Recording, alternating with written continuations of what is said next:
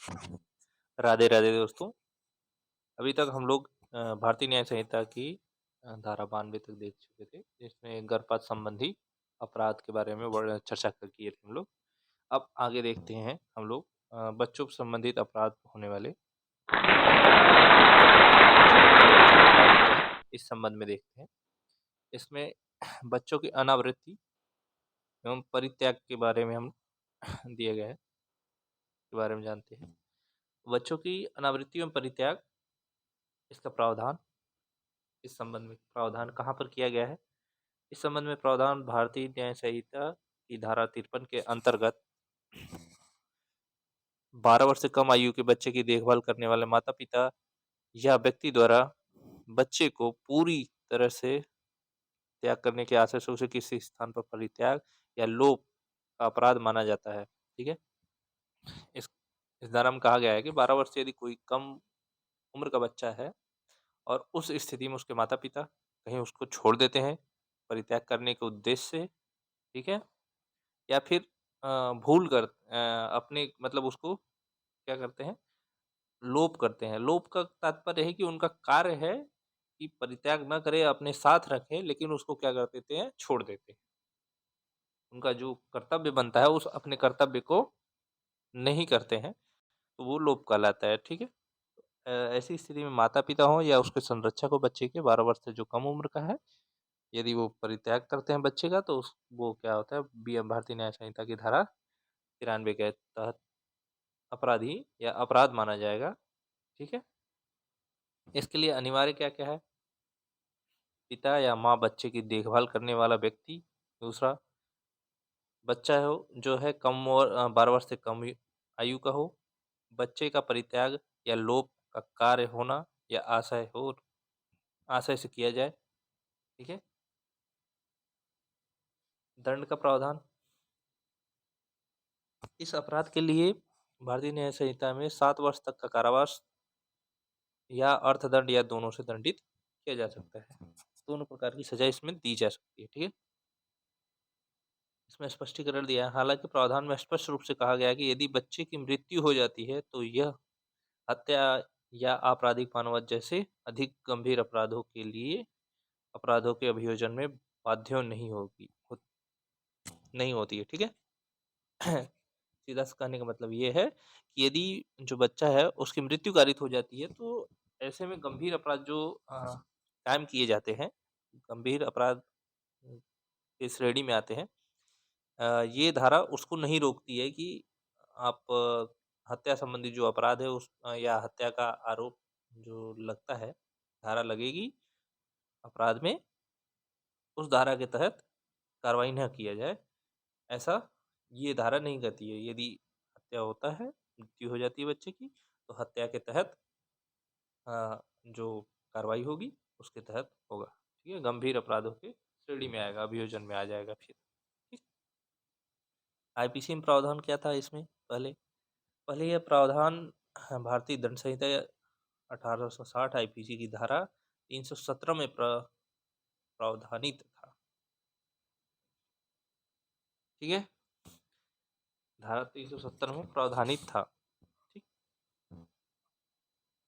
बच्चे के मृत शरीर पर गुप्त निपटान करके जन्म की सूचना को छिपाना। मतलब इसके कहने का तात्पर्य है कि जो बच्चा है, पैदा होता है और उस पैदा होते ही वो मृत हो जाता है, तो उसका गोपनीय रूप से उसका निपटान कर देते हैं।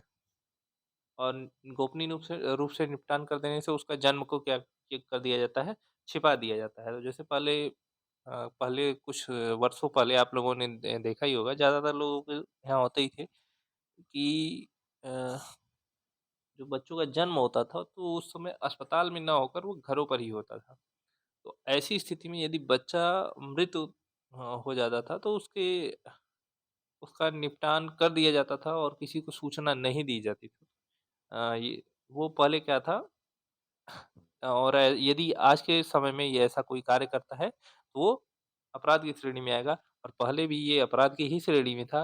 परंतु ये सारी जानकारी यदि नहीं पहुंचती है किसी के पास, या फिर पुलिस के पास सूचना नहीं पहुंच पाती है, राधे राधे। तो वो जानकारी न होने के अभाव में ये अपराध छिपा ही रह जाता था। परंतु ऐसा कार्य करना भी अपराध है।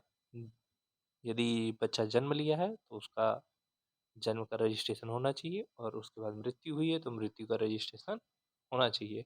जिससे हमारी सरकारों की कई योजनाएं चलती है कि जन्म और मृत्यु का कारण क्या है, इस संबंध में उसको जागरूक कर सके, या डिलीवरी जो होती है बच्चों की उसको अस्पताल में ही कराया जाए। तो इसलिए इस प्रावधान को मुख्य रूप से लाया गया था कि बच्चों का जो जन्म हो वो क्या होना चाहिए, उसको पता होना चाहिए, और जन्म के बाद मृत्यु भी पता होनी चाहिए। कि ऐसा नहीं कि किसी कारण से जन्म तो बच्चे ले रहे हैं लेकिन उसके बाद मृत्यु हो जा रही है, पता ही नहीं चल रहा है, और जनसंख्या भी वृद्धि नहीं हो रही है। क्या कारण है, या कोई बीमारी का चल रही है उस क्षेत्र में, कौन सी बीमारी चल रही है, किस कारण से ऐसा हो रहा है, इस संबंध में यदि जानकारी नहीं लग पाएगी, इसलिए इसका प्रावधान मुख्य रूप से किया गया था पहले भी, और आज भी इसका प्रावधान है। ठीक है। यह प्रावधान बीएनएस की धारा 94 मृत शरीर के गुप्त निपटान द्वारा जन्म की सूचना छिपाने के अपराध को प्रावधानित करती है। ठीक है। आवश्यकता: अपराधी किसी बच्चे के शव को गुप्त रूप से दफनाता है या अन्यथा उसका निपटान करता है।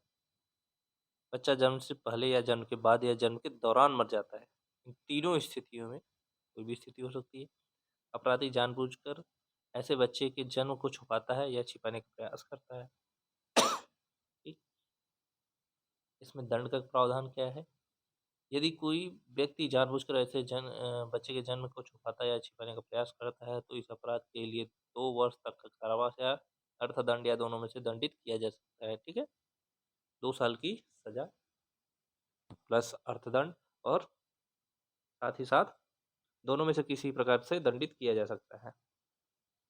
इसमें पहले क्या प्रावधान था? आईपीसी में प्रावधान ये था कि यह पहले भारतीय दंड संहिता की धारा 318 में प्रावधानित था। ठीक। जिसके तहत यही सजा दी जा सकती। ठीक। बच्चों का शोषण, अगला चलते हैं। बच्चों का शोषण। बच्चों का शोषण कई प्रकार से होते हैं। इसमें पहला ये है, किसी अपराध को कारित करने के लिए बच्चे को काम पर रखना, नियोजित करना या उसमें शामिल करना। ठीक है। पहले तो सबसे बड़ी चीज़ ये है कि बच्चों को यदि शोषण कई प्रकार से होते हैं, इसमें सबसे पहला यही आता है कि बच्चे कानून का, कुछ लोग जानकार होते हैं, कुछ लोग जानते हैं तो उसका दुरुपयोग करते हैं कि बच्चों को अपराध की श्रेणी में, बच्चे के द्वारा किया गया कार्य अपराध की श्रेणी में नहीं माना जाता। इसलिए वो बच्चे को क्या करते हैं, अपराध कारित करने के लिए काम पर रख लेते हैं। तो इस स्थिति में जो भी व्यक्ति अपराध कारित करने के लिए बच्चे को काम पर रखेगा, वो इस अपराध का आरोपी होगा। ठीक है। या अपराधी होगा। ठीक है। इसमें हमारी जो भारतीय न्याय संहिता है, इसमें क्या प्रावधान किए गए? भारतीय न्याय संहिता की अ, धारा 95 की किसी अपराध को करने के लिए किसी बच्चे को काम कर रखने, नियोजित करने या संलग्न करने की कृत्य को अपराध मानती है। ठीक है।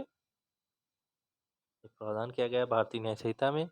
दंड का प्रावधान: इस अपराध के लिए कम से कम 3 वर्ष की कारावास एवं 10 वर्ष तक का कारावास। कम से कम 3 वर्ष और अधिकतम 10 वर्ष तथा अर्थदंड। मतलब 3 वर्ष सजा तो काटनी ही काटनी है, प्लस उनको अर्थदंड भी देना ही देना पड़ेगा। ठीक है। यदि अपराध किया गया हो तो उस व्यक्ति को भी उस अपराध के लिए निर्धारित दंड से दंडित किया जाएगा, मानो वह अपराध उस व्यक्ति द्वारा स्वयं किया गया हो। ठीक है। मतलब यदि कोई बच्चा अपराध भी कर दिया तो वो अपराध जो होगा, उस अपराध के लिए दंडित कौन होगा? उस अपराध के लिए वही व्यक्ति दंडित होगा जिस व्यक्ति ने बच्चे को रखा था अपराध कारित करने के लिए। ठीक है।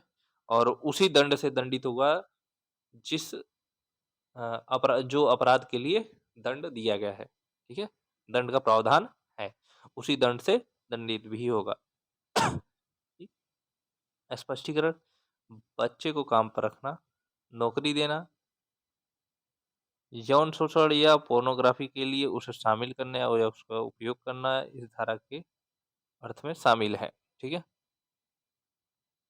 यह प्रावधान पहले आईपी भारतीय दंड संहिता में नहीं थी। ठीक है? यह प्रावधान जो है अब क्या किया गया है, नया जोड़ा गया है। पहले क्या होता था, लोग बच्चों का गलत उपयोग किया करते थे। बच्चों को लेकर बच्चे अपराधी नहीं होते, उनको अपराध की श्रेणी में नहीं माना जाता, उनके खिलाफ कोई कार्रवाई नहीं होगी, तो और हमारे खिलाफ भी नहीं होगी, तो इसका उपयोग लोग करते थे बहुत। अब ऐसा कार्य करने पर उनके खिलाफ कार्रवाई होगी। ठीक है? और पहले आईपीसी में इसका प्रावधान नहीं था। ये नई धारा जोड़ी गई है, 95 बीएनएस की धारा 95। ठीक है?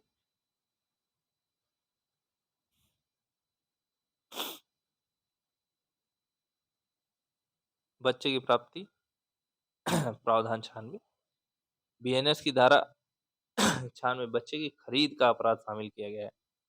ठीक है? इसमें क्या किया गया है, खरीद का अपराध।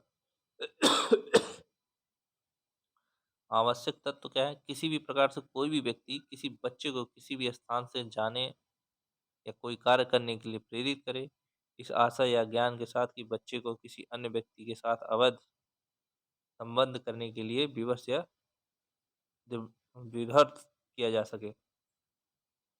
इस धारा में क्या किया है, सीधा सीधा तात्पर्य है कि किसी अपराध को कारित करने के लिए या किसी बच्चे का शोषण करने के लिए या किसी अन्य कार्य के लिए जो बच्चे को क्या कर रहे हैं, खरीद रहे हैं। ठीक है? किसी के साथ अवैध संबंध बनाने के लिए, मान लीजिए एक छोटी बच्ची है और उसको खरीदा जा रहा है कि खरीद के विवाह करने के उद्देश्य से किया जा रहा है। उसका जो बच्ची है उसको बारे में तो कोई जानकारी नहीं है, लेकिन उसको खरीदा जा रहा है शादी के उद्देश्य से। उसको खरीद लिया गया और उसकी शादी कहीं और करा दी गई जहाँ पर लिंगानुपात कम है। तो ये उद्देश्य, ये भी क्या होगा, इस अपराध की श्रेणी में आएगा, क्योंकि ये एक तरीके से क्या किया जा रहा है, अवैध संबंध बनाने के उद्देश्य से ही उस बच्ची को खरीदा जा रहा है, पैसे देकर उसके माता पिता को या जिसको भी खरीद रहे हैं। ठीक है? तो ये जो है अपराध की श्रेणी में आएगा। और इसमें दंड का प्रावधान है कारावास, जो 10 वर्ष तक बढ़ाया जा सकेगा, और साथ ही साथ इसे अर्थदंड भी दिया जाए। जब पहले आईपीसी के अधीन बच्चे खरीद के संबंध में कोई प्रावधान नहीं था। ठीक? ये भी जो धारा अभी जोड़ी गई है, धारा बीएनएस की धारा 96, इसमें ये पहले आईपीसी में कोई प्रावधान नहीं था इस संबंध में, बच्चे खरीद संबंध में। लेकिन आईपीसी में निहित प्रावधान आईपीसी की धारा 366 ए के अधीन अप्रत्यावर्त लड़की की खरीद के संबंध में था। ठीक है?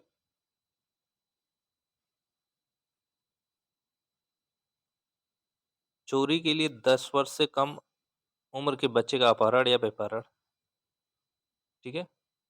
चोरी कराने के उद्देश्य से यदि किसी बच्ची है, कोई बच्ची है, बच्चा है, और उसको क्या करते हैं, अपहरण करते हैं या व्यभिचार करते हैं, सीधा सा तात्पर्य ये है कि लोग यही ये कानून में ये स्पष्ट है कि यदि कोई बच्चा 12 वर्ष से कम आयु का है और अनजाने में कोई कार्य करता है, तो उसके बारे में क्या होगा, वो अपराधी नहीं होगा।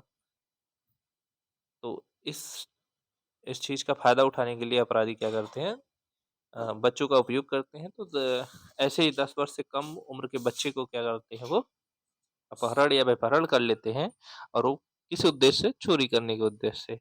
यदि ऐसा कोई करता है तो इसका प्रावधान बीएनएस की धारा 97 में दे दिया गया है, जिसमें 10 वर्ष से कम आयु के किसी भी बच्चे का अपहरण या व्यभिचार करने के कृत्य को अपराध मानती है, जिसका उद्देश्य उस बच्चे की चल संपत्ति को छल पूर्वक हड़पना हो।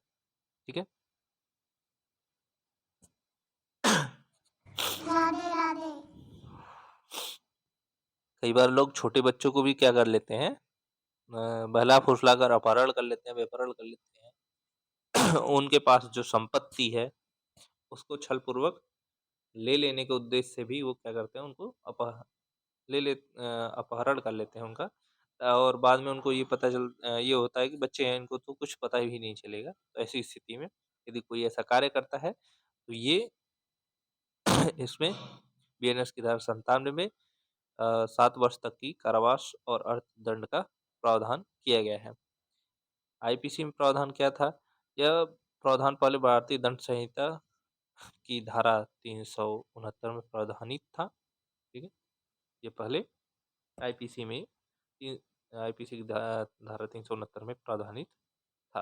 ठीक है, अगला चलते हैं। वेश्यावृत्ति के लिए बच्चों का बेचना या खरीदना। ठीक है, इसमें इसमें क्या दिया गया है? इस संबंध में क्या प्रावधान किया गया है वेश्यावृत्ति के लिए, जो बेचने या खरीदने के लिए? तो बीएनएस की धारा 98 और 99 में वेश्यावृत्ति, अवैध संबंध, किसी अन्य विधि विरुद्ध अन्य अनैतिक उद्देश्य के लिए बच्चे को बेचने एवं खरीदने के अपराधों से संबंधित है। अपराधों से संबंधित प्रावधान किए गए। धारा 98, यह अधिनियम किसी बच्चे को बेचने की किराए पर देने या अन्यथा ऐसे आशय और समुचित के निपटाने कृत को 10 वर्ष तक के कारावास और दंड से दंडित किया जाएगा। धारा 98 में क्या है? वेश्यावृत्ति के लिए किसी बच्चे को बेचने के लिए प्रावधानित किया गया है। सीधा सा तात्पर्य यहाँ इसमें बेचने के लिए प्रावधानित किया गया है, जिसमें क्या है, 10 वर्ष तक के लिए कारावास और अर्थदंड का से दंडित है होगा व्यक्ति। स्पष्टीकरण में क्या दिया गया? जब 18 वर्ष से कम आयु की कोई महिला बेचा गया हो, किराए पर दिया गया हो, किसी वेश्या को अन्यथा निपटान किया गया हो, ऐसे व्यक्ति को वेश्या चलाया या उसका प्रबंधन करता है, ऐसी महिला का इस प्रकार निपटान करने वाले व्यक्ति के बारे में जब तक विपरीत साबित न हो, यह माना जाएगा कि उसने उस आशय से निपटान किया कि उसका उपयोग वेश्यावृत्ति के लिए किया जाए। ठीक है, आगे चलते हैं। स्पष्टीकरण 2 में भी यही दिया गया है। आगे, ये इस धारा के अंतर्गत अवैध संबंध के निर्वचन के लिए प्रावधान करता है। ऐसे व्यक्तियों के बीच यौन संबंध जो विवाह या मिलन संबंध से बना नहीं है, जो यद्यपि विवाह नहीं है लेकिन जिस समुदाय से वे संबंधित है उनके पर्सनल लॉ या रीति रिवाज द्वारा मान्यता प्राप्त है, या जहां वे अलग अलग समुदायों से संबंधित है और दोनों समुदायों के बीच यौन संबंध उनके बीच अर्धवैवाहिक संबंध में स्थापित करते हैं। ठीक है,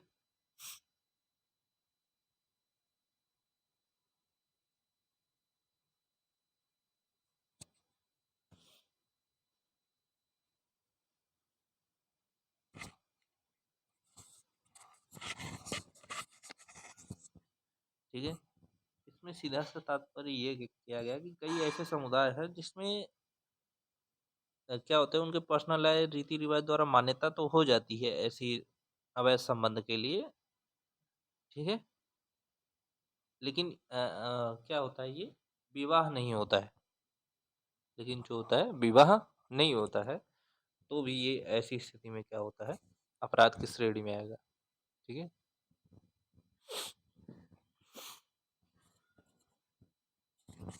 विवाह नहीं होते हैं, भले रीति रिवाज हो, लेकिन ऐसा नहीं किया जाता। ठीक है, आगे चलते हैं। आईपीसी में प्रावधान, बीएनएस की धारा 98 का प्रावधान आईपीसी की धारा 372 में उल्लिखित था। ठीक, धारा 99, यह अधिनियम किसी बच्चे को खरीदने, किराए पर लेने, अभी जस्ट 98 जो धारा थी, जस्ट उसी का विपरीत धारा है ये 99। 98 में क्या था? बेचने का कोई कार्य करता है, किसी बच्चे को बेचने का कोई कार्य करता है। और 99 में क्या है? कोई खरीदने का काम करता है, किराए पर लेने का काम करता है। ठीक है, यह अधिनियम किसी बच्चे को खरीदने या किराए पर लेने या अन्यथा ऐसे आशय या सूचना के साथ उस पर कब्जा प्राप्त करने या कृत्य से कम 7 वर्ष से कारावास से कारावासित होगा, जो 14 वर्ष तक बढ़ाया जा सकता है, तथा अर्थदंड से भी दंडित होगा। ठीक है, स्पष्टीकरण। इसमें दिया गया है धारा 99 का स्पष्टीकरण में कि ये प्रावधान है कि कोई वेश्या, वेश्यालय चलाने या उसका प्रबंध करने वाला कोई व्यक्ति जो 18 वर्ष से कम आयु की महिला को खरीदता या किराया पर लेता है या उसे अन्यथा उस पर कब्जा प्राप्त करता है, जब तक कि इसके प्रतिकूल सिद्ध न हो। ठीक है? कोई भी ऐसा जो कार्य करने वाला है और 18 साल से कम उम्र की महिला को यदि खरीदता है, तो जब तक उसके प्रतिकूल मतलब ये सिद्ध ना हो जाए कि उसने ऐसा वेश्यावृत्ति के उद्देश्य से उसको नहीं खरीदा है, जब तक सिद्ध ना हो जाए कि ऐसा कोई उसका उद्देश्य नहीं है, तब तक ये माना जाएगा कि उसने अपराध किया है और उसको इस प्रयोजन के लिए दंडित किया जाएगा। ठीक है? और इस धारा के तहत यह प्रावधान है कि अवैध संबंध का वही अर्थ है जो बीएनएस की धारा 98 में। ठीक है? चलिए, आईपीसी में प्रावधान, बीएनएस की धारा 99 का प्रावधान पहले आईपीसी की धारा 373 में प्रावधानित थी, जो अब भारतीय न्याय संहिता यानी बीएनएस की धारा 99 में प्रावधानित है। ठीक है? ठीक है दोस्तों, आज के लिए इतना ही। वीडियो अच्छी लगे तो लाइक और शेयर भी करें और वीडियो में जो भी कभी हो उसके लिए कमेंट के माध्यम से सुझाव भेजने का कष्ट अवश्य करें। धन्यवाद। राधे राधे।